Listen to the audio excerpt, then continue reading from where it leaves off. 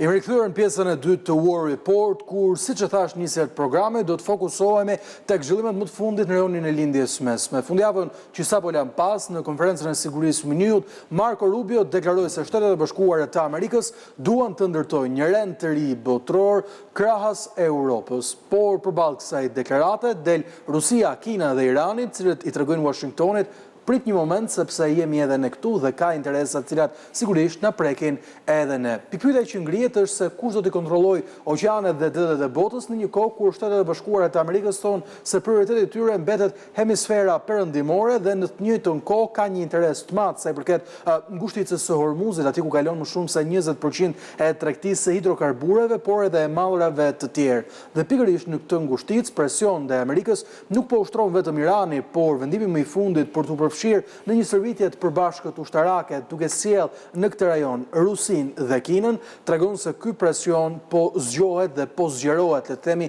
ndaj Shteteve të Bashkuara të Amerikës. Zoti Tafani, është ky stërvitje një kërcënim real për Amerikën, është një presion real, është një presion i shtuar për Washingtonin kur bëhet fjalë për një, le të themi, terren, për një ngushticë e cila është e rëndësishme kur bëhet fjalë për biznes dhe biznesi është pika e dobët e Donald Trump. Ja, kjo është një demonstrim i një aleance e cila në vetvete nuk është dhe është e fuqishme. Temet e që është sepse u vure me rastin e bombardimit në qershorin e vitit kaluar, kur ndodhi ajo lufta 12 ditore me Izraelin, nuk është se Irani pati një mbështetje të madhe nga Rusia apo nga Kina, bile Kina në momentin kur Irani kërcënohej që të mbyllte kështjicën e Hormuzit, tha që tha në mënyrë diplomatike që nuk duhet mbyllur sepse ekonomia botërore varet nga ajo. Rreth 1/4 e sasisë naftës dhe të gazit kalon ajo ngushticë. Dhe Irani nuk e mbylli. Pra, nuk duket që ka një mbështetje të madhe. Këto ishin manovra të paralajmëruara sepse këto që janë vendet e BRICS-it kanë kryer një manovër të tillë detare, domethënë edhe afër Afrikës së Jugut, ka qenë para një muaji në Afrikën e Jugut, në cilën ka marrë pjesë edhe trupat detare të Afrikës së Jugut bashkë me Iranin, bashkë me, po themi, Kinën dhe Rusinë. Pra, këto janë manovra detare të paralajmëruara më përpara, kuptohet që përdoren nga Irani pikërisht për këtë gjë. Dhe për të krijuar një farë, po themi, tregimit për të demonstruar që unë kam larë dhe nuk jam vetëm në këtë luftë. Por nga ana tjetër, ajo që shikohet është një, po themi, një përqendrim akoma dhe më i madh i atyre që janë forcave aseteve ushtarake amerikane,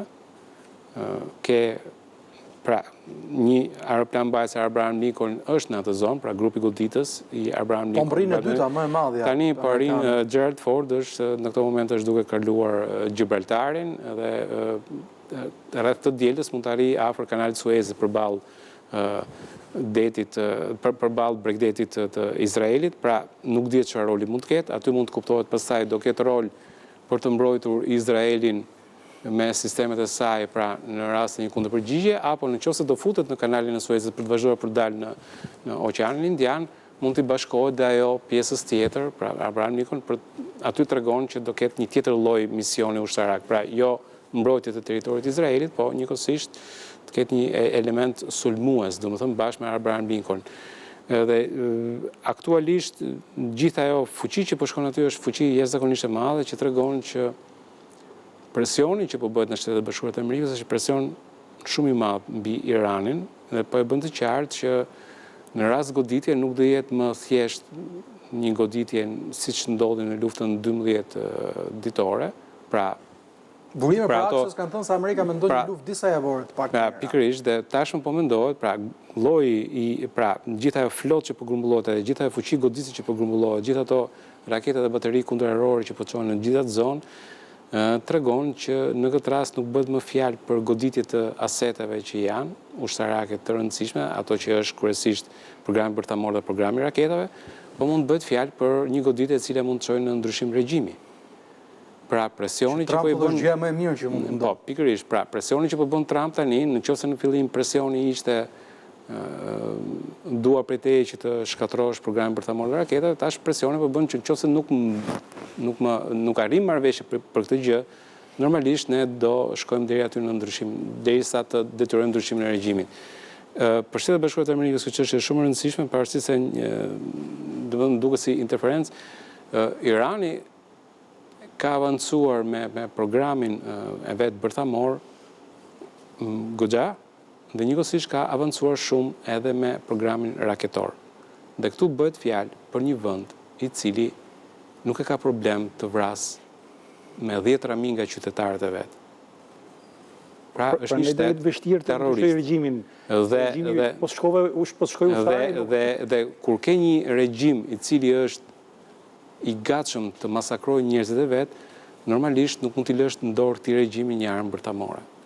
Dhe aq më tepër që kërkimet e Iranit, pra zhvillimet që po bëjnë ata në drejtim të fushës së raketave, tashmë po testojnë dhe raketat që janë ndërkontinentale, pra që mund të ketë raketa të cilat nisen nga Irani dhe mund të godasin Shtetet e Bashkuara të Amerikës.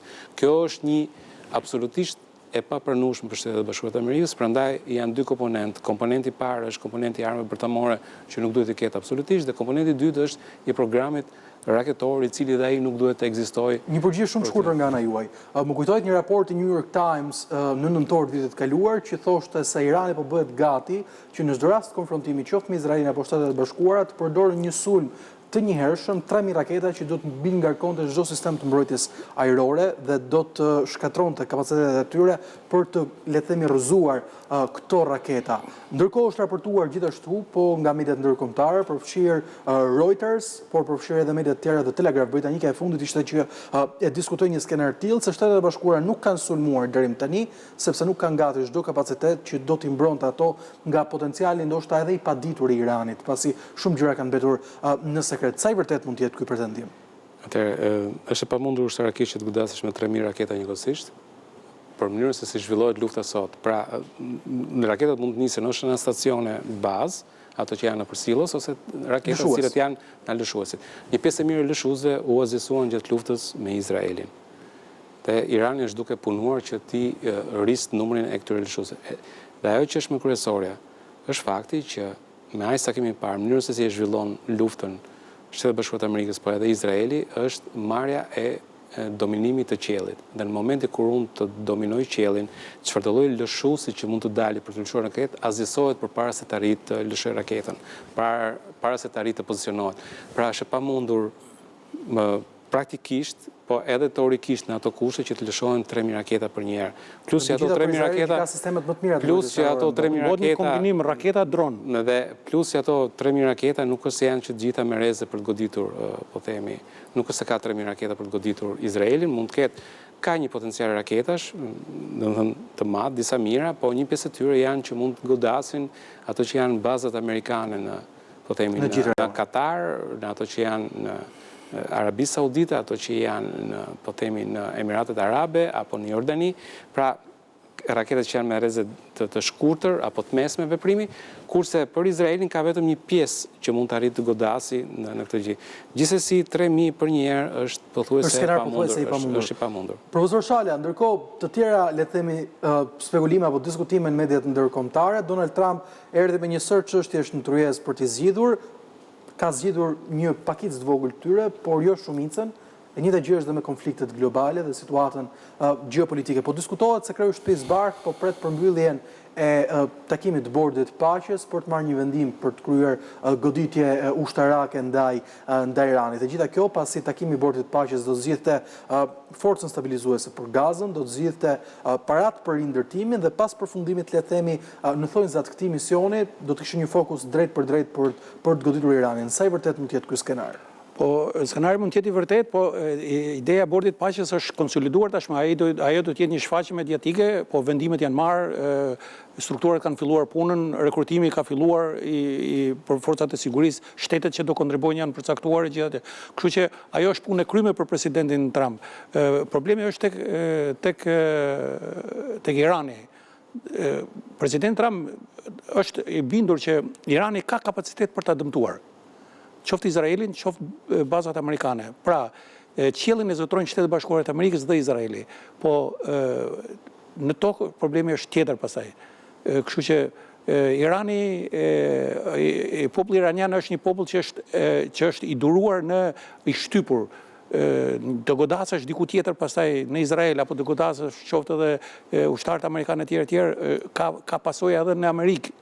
jo vetëm në vendet arabe ku janë këto baza, po ka pasojë edhe në Amerikë në aspektin e reputacionit të presidentit. Kështu që në një farë mënyrë duket sikur sot ata po luajnë si ku kam qeftas kur thoshim ne kur ishim të vegjël apo po bëjnë lojë luftash, domethënë. Irani nga ana tjetër ka dalë me një propozim tjetër, nuk e di, një propozim tjetër, pra që një pjesë të konsiderueshme të uranit të pasuruar bjerë dakord ta nxjerrë jashtë vendit. Pra në bashkëpunim ose sipas kërkesës edhe të amerikanëve, bëhet fjalë për ta nxjerrë në Rusi. Pra ndërkohë që ka propozuar që për një periudhë 3 vjeçare të ndërpritet pasurimi. Pra, tashmë edhe Izraeli edhe Irani po përpiqet që mos shkputet nga tavolina bisedimeve për ta shtyr sa më shumë në kohë këtë. Ndërkohë manovrat e përbashkëta me Kinën me Rusin, kjo ka ka dhe këto dy vende siç duket duan të përfitojnë për vete nga kjo situatë, e para sepse dolin shumë zbuluar në rastin e luftës 12 ditore, pra ata ishin një aleancë patën marrëveshje strategjike me Iranin të dyja, por jo marrëveshje mbrojtje, por edhe e lanë parën, nuk po themi për Venezuelën, po themi për Iranin. Tashmë ata po përfshihen, Rusia ka një hall tjetër, sepse duke goditur flota hije, tashmë rusët duhet japë një mesazh që nuk do të lejojnë më goditjen e flotës hije. Dhe Patrushev, ish shefi i shërbimit të inteligjencës ruse, tashmë merret me sigurinë detare me këto. E përdori atë terminologjinë që për ta luftuar për sigurinë detare dhe kundër terrorizmit detar. Pra ato operacione që ka bërë Perëndimi për sanksionet në sanksionet e vendosura ndaj flotës hije, pra po i quajnë terrorizëm detar. Duke nga ana tjetër do të japin mesazhin që shiko, Rusia ka kapacitete për të formsuar për të përdorur forcën edhe një territor tjetër larg Ukrainës, sepse është mendimi që vetëm në është e lidhur me Ukrainën dhe nuk ka çfarë bën nëpër territorë tjera. Këtë ide do të përcjellë edhe Rusia në këtë rast. Nga ana tjetër edhe Kina do të japin edhe para vendeve të jugut global, ata do të tregojnë që shikoni ne ishim aleat me Iran, po edhe mbrojtëm, se herën e parë e lanë zbuluar fare. Kështu që situata do të duket presidenti Trump po shton në maksimum, pra nuk po heq dorë nga diplomacia, dhe thot vazhdimisht jep mesazhin që duhet të merren vesh të binë dakord për ndërprerjen e programit bërthamor, bile ka të qarta edhe midis Izraelit dhe Shtetit Bashkuar të Amerikës, po bëhet fjalë për sa i përket këtyre kërkesave. Izraeli kërkon një goditje të menjëhershme, ndërsa Shtetet Bashkuara të Amerikës me sa duket janë më të matura. Presidenti Trump i ruhet shumë një lufte të zgjatur. Ai është mësuar me këtë stilin, sepse ai vetë kur nuk ishte president ka kritikuar shumë vendet presidentet e tjerë të cilët kishin bërë lufta të zgjatura. Dhe këtë edhe baza e partisë Lëvizja Maka nuk ja pranon. Kështu që nëse ai do përfshihet në një luftë të tillë, mund bëhet një luftë, mund shkojë me javë. Nuk po themi më tepër, po mund shkojë me javë dhe mund të ketë pasojë pasaj të tjera të paparashikuara, sepse ushtarake financiare të gjitha. Ndërkohë që regjimin iranian e ka shumë vështirë ta përmbysë, sepse vetëm nëse ngrihet populli. Po patën do të ketë një justifikim legjitim. Kjo është nuk ka ndryshimi i regjimit bëhet nëpërmjet ndërhyrjes toksore. Është kategorike, është teori ushtarake kjo. Është e provuar nga gjithë strategët. Pra ai do bëj bombardime dhe nuk do arrijë, mund të dëmtoj kapacitetet, ata gjithçka kanë siguruar kohë për të fshehur armatimin e tjerë, dhe në një moment do pushoj bombardimi, do filloj kundërveprimi. Këtu problemi është që të arrijë ta detyroj të gjej mekanizma të tjerë përveç presionit, të gjej mekanizma të tjerë për ta detyruar Iranin ose për ta joshur Iranin që të paktën fillimisht, pra të mos bëhet një paket me 3-4 gjëra. Edhe ky është propozimi turk, në fakt, kjo që po përmendun, pra që të diskutohet dosja bërthamore, dosja raketore, të diskutohet edhe të diskutohen edhe proksit. Pra e para është të merr një vendim herë për këtë parën, për programin bërthamor. Më pas të jetësot kjo dhe të kalohet me pjesë të tjera të programit. Paktën kështu po mendohet. Gjithsesi kjo do duket do duket përfundimi, do duket kur ai të japi urdhrin. Nëse do të kemi një urdhër. Nëse do të ketë një urdhër për të sulmuar. Diçka për të shtuar shumë shkurtimisht. Për sa i përket Iranit, nuk duhet të harruar që Irani është kërcënim jo vetëm për rajonin, por edhe kërcënim botëror. për mënyrën se si funksionon ai si shtet. Domethënë, në rastin e Venezuelës kanë qenë rreth 8.000 trupa të gardës revolucionare, të cilët kanë marrë pasaporta të Venezuelës dhe kanë lëvizur në përbot, dhe tashmë nuk dihet ku janë. Pra, janë pozicionuar janë përhapur po patjetër, dhe jo vetëm kaq, por ajo që është më e prekshme edhe që është më e prekshme në xhepat e secilit prej nesh është fakti që me furnizimin që i kanë bërë Houthi me raketa për të goditur anijet, kanë blokuar trafikun në zonën e kanalit Suezit. Pra, ngushtica që është për të dalë në kanalin Suezit kontrollohet nga Houthit. Dhe me atë që kanë bërë ata, trafiku ka rënë me 90% në atë zonë dhe llogaritet që dëmet janë shumë të mëdha. Për të dhënë një ide, në Evropë 0.7% e inflacionit që është në Evropë vjen pikërisht nga kjo pengesë tregtisë globale që është bërë nga Houthi, i cili financohet nga Irani. Pra sot, edhe në Evropë që ke gjërat më shtrenjtë, 0.7% vjen pikërisht prej këtij efekti.